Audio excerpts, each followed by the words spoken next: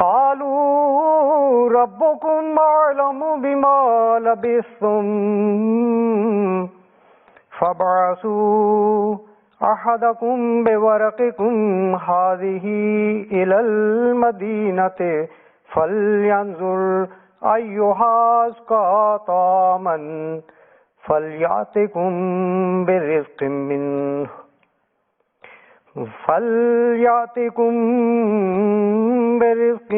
منه وليتلطف ولا يشعرن بكم أحدا إنهم يظهروا عليكم يرجموكم أو يعيدوكم في ملتهم ولن تفلحوا إذا أبدا وكذلك آثرنا عليهم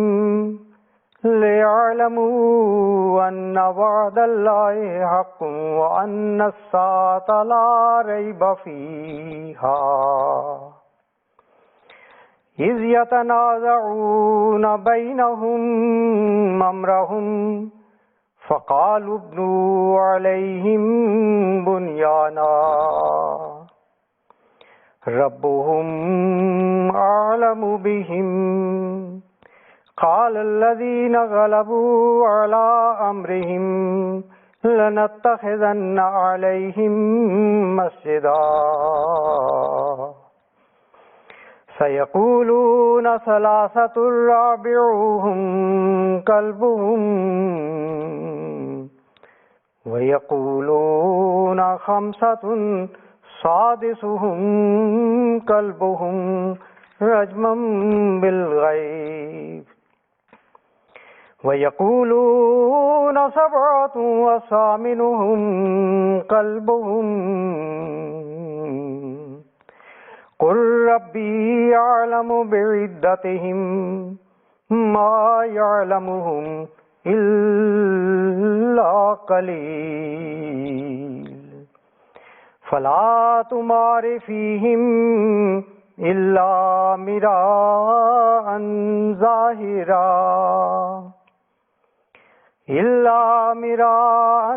ظاهرا ولا تستفت فيهم منهم أحدا.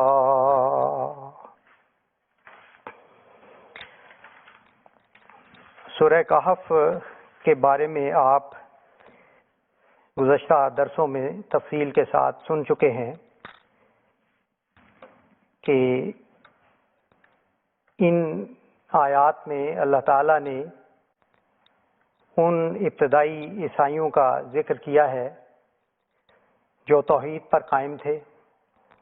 اور انہوں نے اپنے عقائد کی خاطر بہت عظیم الشان قربانیاں دیں اور ایک لمبا عرصہ انہیں معاشرے سے کٹ کر غاروں میں گزارنا پڑا اور اس طرح سے ان پر ہر طرح کے ظلم و ستم ڈھائے گئے، لیکن انہوں نے اپنے عقائد نہیں چھوڑے، اپنا دین نہیں چھوڑا، اپنا مذہب نہیں چھوڑا۔ تو ان آیات میں کچھ مزید تفصیل اللہ تعالیٰ نے بیان فرمائی ہے، ان کے حالات بھی بیان کیے ہیں، ان کے بارے میں کچھ معلومات بھی ہیں۔ دراصل اصحاب کہف ایک کہانی کے طور پر دنیا میں مشہور ہو گئے تھے اور ان کو ایک عجیب مخلوق سمجھا جاتا تھا اور ان کے متعلق عجیب و غریب قسم کی باتیں کی جاتی تھیں۔ چنانچہ اللہ تعالیٰ نے قرآن کریم میں ان کے بارے میں یہ تفصیل بیان فرمائی ہے، اور افسوس یہ ہے کہ مسلمان مفسرین نے ان کی تفصیلات بیان کرتے ہوئے بنی اسرائیلی روایات پر انحصار کیا ہے اور عجیب و غریب قسم کی کہانیاں ان کے بارے میں بیان فرمائی ہیں۔ ہم پر اللہ تعالیٰ کا بے انتہا احسان ہے کہ ہمیں حضرت مسیح موعود علیہ الصلوۃ والسلام کا علم تفسیر عطا ہوا، اور پھر آپ کے موعود بیٹے حضرت مصلح موعود رضی اللہ تعالیٰ عنہ نے ان مضامین کی عظیم الشان تفسیر بیان کر کے ہمارے لیے یہ سارے معاملات حل فرما دیے۔ حضرت مسیح موعود علیہ الصلوۃ والسلام اور حضرت مصلح موعود رضی اللہ تعالیٰ عنہ اور دیگر خلفاء کی تفسیر کا ایک بہت ہی اہم اور عظیم الشان پہلو یہ ہے کہ آپ کی بیان کردہ باتوں کی بنیاد الہام الہی پر ہے۔ حضرت مسیح موعود علیہ الصلوۃ والسلام نے بارہا یہ اظہار فرمایا ہے کہ مجھے اللہ تعالیٰ نے الہاماً قرآن کریم کے مضامین سمجھائے ہیں، اور اسی طرح حضرت مصلح موعود رضی اللہ تعالیٰ عنہ نے بھی یہ دعویٰ فرمایا ہے، اور سورہ کہف کی تفسیر کرتے ہوئے بھی حضور نے اس بات کا اظہار فرمایا ہے کہ یہ تفسیر جو میں بیان کر رہا ہوں یہ اللہ تعالیٰ نے الہاماً مجھے بتائی، کیونکہ روایات اور تاریخی امور جو ہے وہ اس قدر الجھے ہوئے ہیں کہ انسان ان کو سلجھا نہیں سکتا۔ یہ اللہ تعالیٰ ہی ہے جو صحیح طور پر رہنمائی فرماتا ہے، اور اس کے نتیجے میں پھر حضرت مصلح موعود رضی اللہ تعالیٰ عنہ نے ایسی تفسیر لکھی ہے جو عقلاً و نقلاً ایک بہت ہی موزوں اور معقول تفسیر ہے۔ بہرحال یہ ایک شان ہے اس تفسیر کی جو ہمارے ذہنوں میں ہونی چاہیے،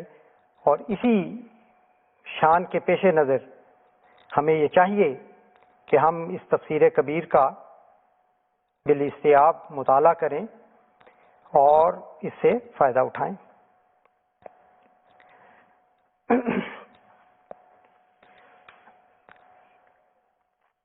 اللہ تعالیٰ فرماتا ہے وَتَحْسَبُهُمْ أَيْقَاظًا وَهُمْ رُقُودٌ، اور اے مخاطب تو انہیں بیدار سمجھتا ہے حالانکہ وہ سوتے ہیں۔ وَنُقَلِّبُهُمْ ذَاتَ الْيَمِينِ وَذَاتَ الشِّمَالِ، اور ہم انہیں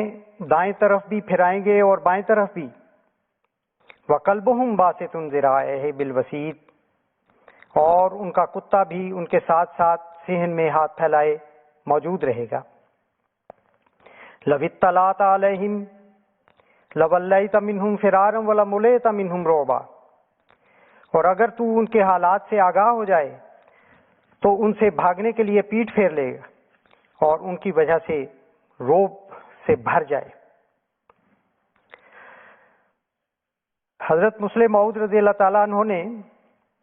یہ بیان فرمایا ہے کہ ان آیات میں ان پرانے اور ابتدائی عیسائیوں کا بھی ذکر ہے جو اس وقت غاروں میں چھپنے پر مجبور ہو گئے تھے، اور اسی طرح ان کے ساتھ ساتھ ان کا بھی ذکر ہے جو ان کی نسلوں کے ساتھ تعلق رکھتے ہیں، جو بعد میں حالات اچھے ہونے پر ساری دنیا میں پھیل جانے والے تھے۔ چنانچہ اسی آیت کی تفسیر کرتے ہوئے حضور نے یہ بیان فرمایا ہے کہ تحسبهم ایقاظاً، تو انہیں جاگا ہوا سمجھ رہا ہے حالانکہ وہ سوئے ہوئے ہیں۔ مراد یہ ہے، رقود کہتے ہیں، رقدہ کا مطلب ہے کہ وہ گہری نیند جو موت کے قریب ہو، موت سے کی شکل رکھتی ہو، اور لمبی نیند، تو اس وقت وہ رقود کی حالت میں ہے۔ مراد یہ ہے کہ ان میں جو صلاحیتیں ہیں وہ اس وقت بیدار نہیں ہوئی، لیکن وہ آئندہ زمانے میں ہونے والی ہیں۔ اور اس کا ذکر اس طرح سے فرمایا وَنُقَلِّبُهُمْ ذَاتَ الْيَمِينِ وَذَاتَ الشِّمَالِ، کہ ایک وقت آنے والا ہے جب ہم ان کو جنوب میں بھی اور شمال میں بھی پھیلا دیں گے، اور تو دیکھتا ہے کہ ان کا کتا باسطن کا مطلب ہے ہاتھ پھیلانے والا، ذراع آئے ہے اپنی ذراعن اگلی ٹانگوں کو کہتے ہیں جانور کے، تو وہ ان کا کتا جو ہے وسیط دہلیز پر یا صحن میں، دونوں معنی ہیں، وہ ہاتھ پھیلائے ہوئے بیٹھا رہتا ہے۔ تو اس میں یہ ذکر ہے کہ ان پر ایک زمانہ آنے والا ہے جب ان کو زمین میں پھیلا دیا جائے گا، شمال اور جنوب میں پھیلا دیا جائے گا، اور ساتھ ساتھ ان کی علامتیں بھی بیان فرما رہا ہے کہ ان کے ساتھ کتا ہے۔ چنانچہ حضرت خلیفۃ المسیح رابع رحمہ اللہ نے فرمایا ہے کہ شاید یورپین لوگوں کو یہ تو معلوم نہیں ہے کہ وہ کتے سے کیوں پیار کرتے ہیں، لیکن قرآن کریم نے یہ بات کھول دی ہے کہ یہ ان کی روایت اس وقت سے چلی آ رہی ہے جب ابتدائی عیسائیوں کو ظلم و ستم سے بچنے کے لیے غاروں میں چھپنا پڑا تھا۔ اور اس میں ایک دوسرا اشارہ یہ ہے کہ یہ لوگ چھاؤنیاں بناتے ہیں اپنی حفاظت کے لیے، چنانچہ جہاں جہاں انگریز گئے ہیں، عیسائی گئے ہیں، انہوں نے جا کے چھاؤنیاں بنائی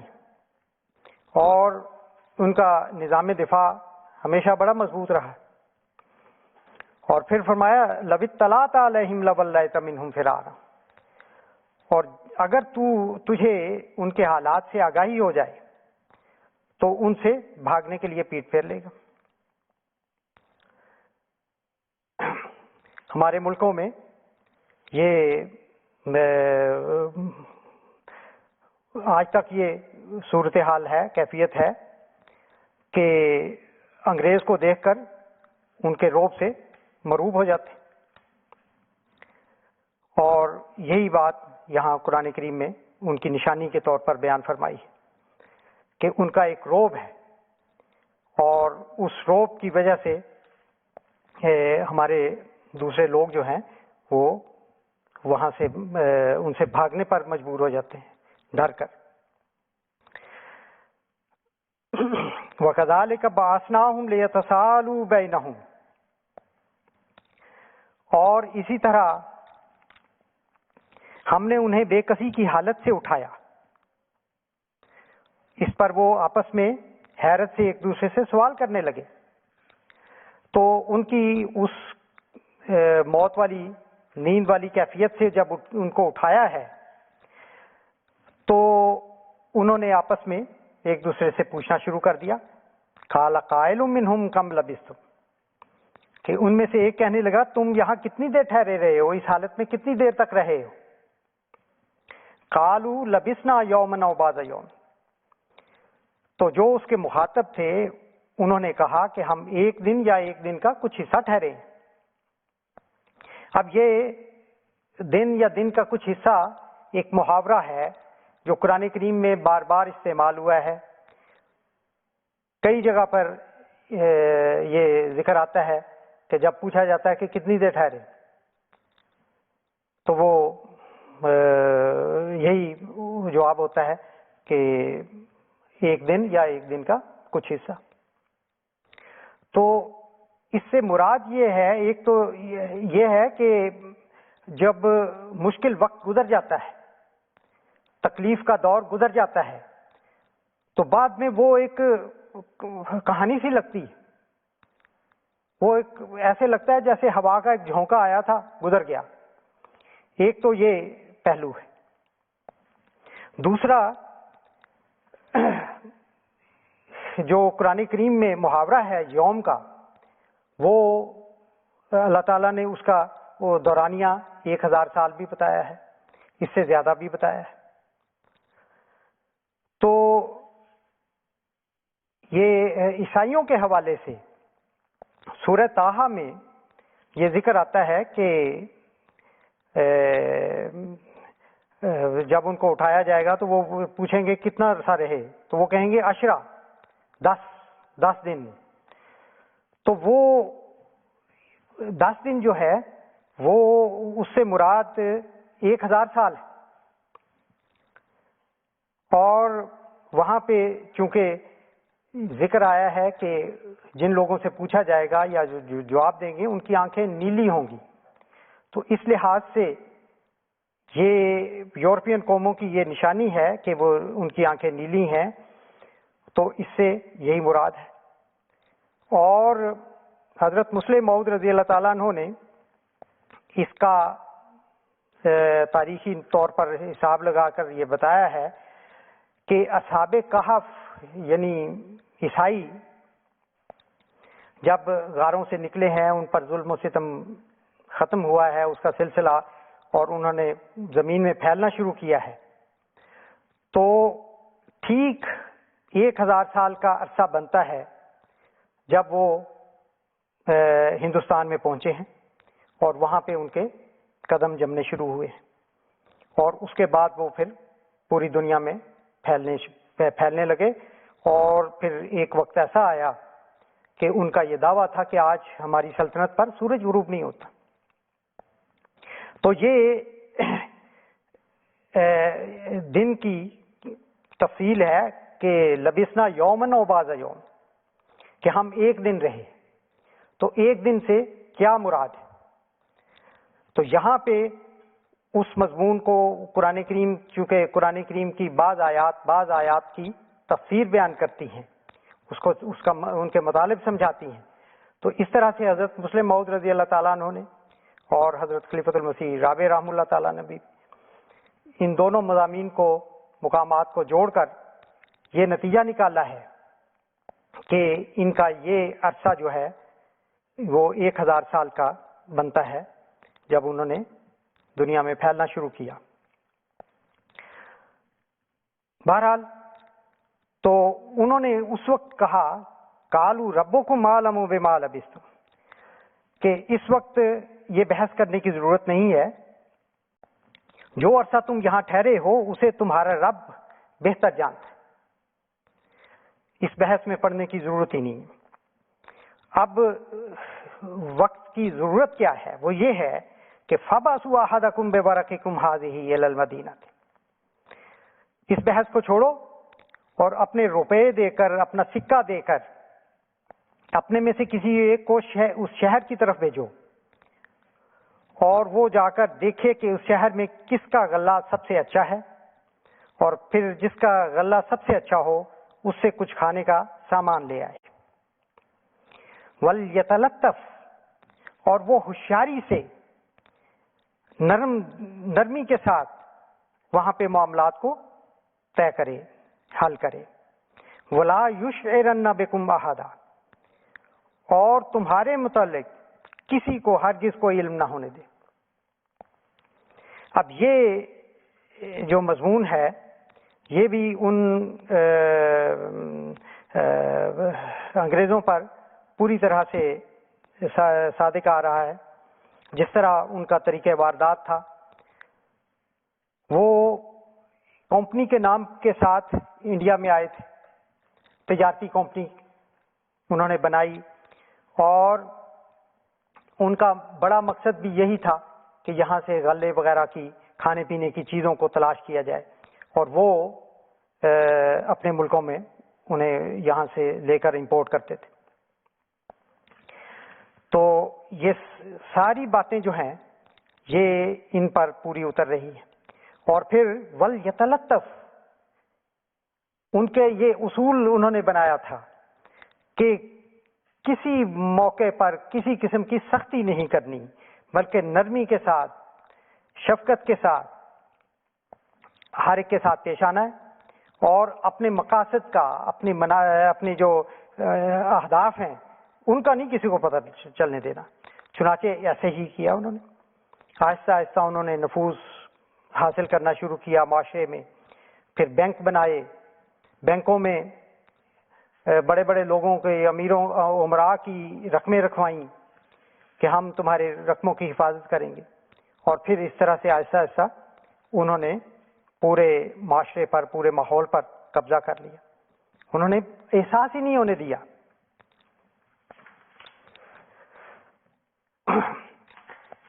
اگلی آیت میں اللہ تعالیٰ فرماتا ہے انہم ان یظہروا علیکم یرجموکم او یعیدوکم فی ملتہم ولن تفلحوا اذا ابدا، کہ یہ جو ہم نے اصول وضع کیے ہیں کہ نرمی اور بالکل غیر محسوس طور پر اپنے کام کرنے کا، اپنے مشن کو پورا کرنے کا، یہ جو اصول ہیں اس لیے ہیں کہ انہم ان یظہروا، کہ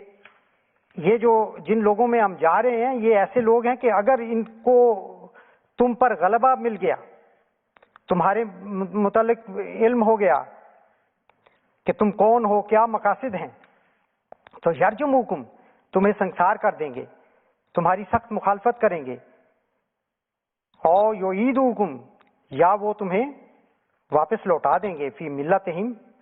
اپنی ملت میں، اپنے مذہب میں داخل کرنے پر مجبور کر دیں گے. اور ایسی صورت میں پھر تم کبھی کامیاب نہیں ہو سکتے اپنے مشن میں. تو یہ ان کا، یہ جو ان کی ہدایات تھیں، ان کا مشن تھا، ان کا لائے عمل تھا، وہ اللہ تعالیٰ یہاں پہ بیان کر رہا ہے. اور یہ ساری باتیں ایک ایک لفظ ان لوگوں پر پورا اتر رہا ہے. وَكَذَلِكَ آثَرْنَا عَلَيْهِمْ لِيَعْلَمُوا أَنَّ وَعْدَ اللَّهِ حَقٌّ وَأَنَّ السَّاعَةَ لَا رَيْبَ فِيهَا. اور اسی طرح ہم نے لوگوں کو ان کے حالات سے آگاہ کیا تا انہیں معلوم ہو کہ اللہ تعالیٰ کا وعدہ پورا ہو کر رہنے والا ہے. اور ابھی یہ کہ اس موعود گھڑی کے آنے میں کچھ بھی شک نہیں. اللہ تعالیٰ پرانے اصحاب کہف کا بھی ذکر کر رہا ہے، پھر بعد کے ان کی نسلوں کا بھی ذکر کر رہا ہے، پھر ان سے جو نتائج اخذ کرنے چاہیے، جو ان سے سبق حاصل کرنے چاہیے ان کے واقعات سے، وہ بھی بیان فرما رہا ہے. چنانچہ اس آیت میں اللہ تعالیٰ نے یہ بیان فرمایا ہے کہ اس طرح سے ہم نے ان کے حالات کا علم دیا ہے لوگوں کو موجودہ زمانے کے، اور یہ بتانے کے لیے کہ ان وعد اللہ حق، کہ اللہ تعالیٰ جو وعدے کرتا ہے وہ پورے ہو کر رہتے ہیں. اور موعود گھڑی، وہ اس کے آنے میں کوئی شک نہیں، وہ ہر صورت میں آ کے رہنے والی ہے. موعود گھڑی کوئی بھی ہو سکتی ہے، قیامت ہو سکتی ہے، کسی کا ترقی ہو سکتی ہے، کسی کا زوال ہو سکتا ہے. جس قسم کے سیاق و سباق ہو وہ گھڑی مراد ہے. اذ یتنازعون بینہم امرہم، اور اس وقت کو بھی یاد کرو جب وہ اپنے کام کے متعلق آپس میں گفتگو کرنے لگے، اور انہوں نے ایک دوسرے سے کہا کہ تم ان کے رہنے کے مقام پر کوئی عمارت بناؤ. یہ پھر ان کا ذکر آ گیا پرانے اصحاب کہف کا کہ انہوں نے یہ منصوبہ بنایا تھا کہ ہمارے جو مشاہیر ہیں، ہمارے جو ہیروز ہیں، ان کی یاد میں ہم نے عمارتیں بنانی ہیں. چنانچہ انہوں نے بنائی بھی ہیں. جو غاریں ہیں وہاں پہ یہ موجود ہے کہ انہوں نے قبروں کے اوپر بنائی ہوئی ہیں جگہیں جن کو آپ عمارتیں کہہ سکتے ہیں. تو فرمایا کہ قال الذین غلبوا علی امرہم، اور جو اپنے قول میں غلبہ جنہوں نے حاصل کر لیا تھا انہوں نے کہا کہ ہم تو ان کے رہنے کے مقام پر مسجدیں ہی بنائیں گے، مسجد ہی بنائیں گے. اور یہ بات بھی حضرت مسلم موعود رضی اللہ تعالیٰ نے فرمائی ہے کہ عیسائیوں نے پھر جب گرجے بنانے شروع کیے تو ان میں اپنے بڑے لوگوں کی قبریں بھی بناتے تھے. وہ یہاں پہ لفظ مسجد کا ہے، اور یہ یقیناً اس مناسبت سے ہے جو ابتدائی توحید پرست عیسائی تھے، ورنہ بعد میں انہوں نے اپنی عبادت گاہ کا نام گرجا رکھ لیا، چرچ رکھ لیا۔ اب اس کے بعد اللہ تعالیٰ ایک اور بحث کو اٹھاتا ہے جو انہی کی زبانی ہے، جو دوسرے لوگوں کو وہ جستجو لگی ہوئی تھی کہ ان کی تعداد معلوم کریں۔ تو کہتا ہے کہ وہ کہتے ہیں وہ لوگ جو حقیقت حال سے بے خبر ہیں، غیب کے متعلق نشانہ بازی کرتے ہوئے کبھی کہیں گے کہ وہ صرف 3 آدمی تھے اور چوتھا ان کے ساتھ کتا تھا، اور کبھی کہیں گے کہ وہ 5 تھے، چھٹا ان کا کتا تھا۔ یہ ساری اٹکل پچو کی باتیں، اندازے کی باتیں۔ اور پھر انہی میں سے بعض کہتے ہیں کہ وہ 7 تھے، ان کے ساتھ 8واں ان کا کتا تھا۔ تو ان کو کہہ دے کہ ربی عالم و بعدتہم، کہ میرا رب ہی ہے جو ان کی گنتی کے متعلق درست طور پر جانتا ہے۔ ما یعلمہم الا قلیل، ان کو اس کے سوا کوئی نہیں جانتا۔ الا قلیل کا محاورہ ہے اور یہ نفی کامل کے لیے بھی آتا ہے۔ بس تو ان کے بارے میں مضبوط بحث کے سوا کوئی بحث نہ کر،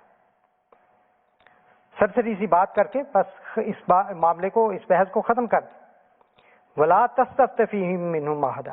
اور ان کے بارے میں ان میں سے کسی سے حقیقت حال دریافت نہ کر۔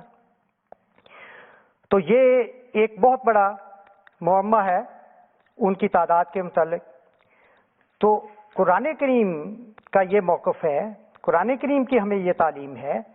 کہ ولا تقف ما لیس لک بہ علم، جن باتوں کا تمہیں علم نہیں ہے ان کے پیچھے مت پڑو۔ تو یہاں بھی وہی اللہ تعالیٰ نے بیان فرمایا ہے کہ یہ 6-7 کی بات نہیں ہے۔ جو تاریخی حقائق اب تک سامنے آئے ہیں ان سے پتہ چلتا ہے کہ وہ تو ایک لمبا سلسلہ تھا غاروں کا، اور اس میں 6-7 کی کوئی بات ہی نہیں ہے۔ وہاں تو ہزاروں عیسائی رہے ہوں گے۔ ٹھیک ہے ابتدا میں چند عیسائی نوجوان وہاں پہ داخل ہوئے ہوں، وہ گئے ہوں، آباد ہوئے ہوں، لیکن اس کے بعد وہ 300 سال تک، جیسا کہ اگلے رکوع میں ذکر آئے گا، وہاں پہ رہے ہیں۔ تو اس دوران ان کی نسلیں بڑی ہیں اور ان کی تعداد بہت زیادہ بڑھ گئی ہوگی۔ تو اس لیے اس وقت ان کی تعداد کے متعلق اللہ تعالیٰ نے بحث کرنے سے منع فرمایا ہے۔ تو اللہ تعالیٰ سے دعا ہے کہ وہ ہمیں قرآن کریم کے مضامین کو سمجھنے کی توفیق عطا فرمائے، اور ان مضامین میں جو سبق پنہاں ہیں، ضرورت اس بات کی ہے کہ ان کو سمجھنے کی اور ان کے مطابق اپنے آپ کو ڈھالنے کی کوشش کی جائے۔ اللہ تعالیٰ کرے کہ ہمیں اس کی توفیق ملے، آمین۔